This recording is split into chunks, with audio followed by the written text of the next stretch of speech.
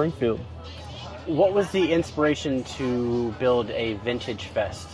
So at the time, especially like the late 2010s, there was no real vintage events like this, only ThriftCon, which was like the biggest one, and it still is the biggest one.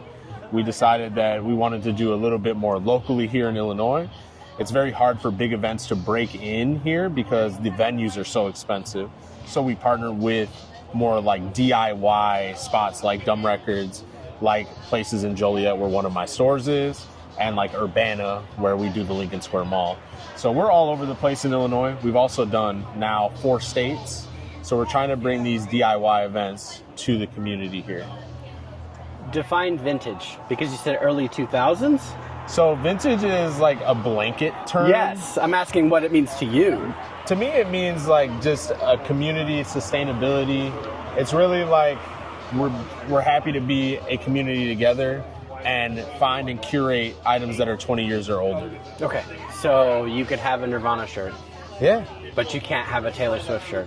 No, that's the beauty of it. You can have whatever you like.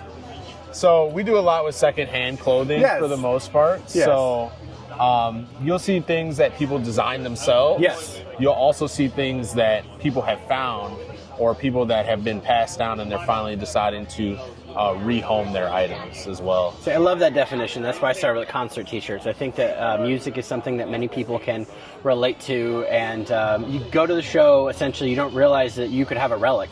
You just buy something that you're pumped about. But 20 years later, someone else might fall in love with that item, and it's extremely exciting to be able to have that and to celebrate whether it's the moment that you're in or the art. But I love that you have opened it up, or the idea is more broad of, this was something that I've curated for a long time. It was in my family. This is something that I've curated that was mine. I use the word curate because I think we're all curators of something, and I hope that we would hold on to it and we would take care of it. And with the idea that someone else might get it. It's not always family members, it's not always friends, but there's someone else that wants that piece of art that you could enjoy. Absolutely. You know, when we started Illinois Vintage Fest, it was about small business and curating that idea that we could all come together and make a great market and let people know that we're here in your community. Even if we're not from here, we're all connected somehow. And like, this is a great place to be. It's a great place to hang out and meet like-minded people.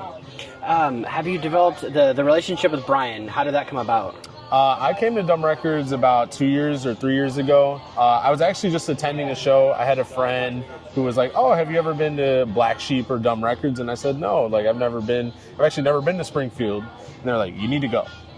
So I came down here. I did some work during the day, and I came for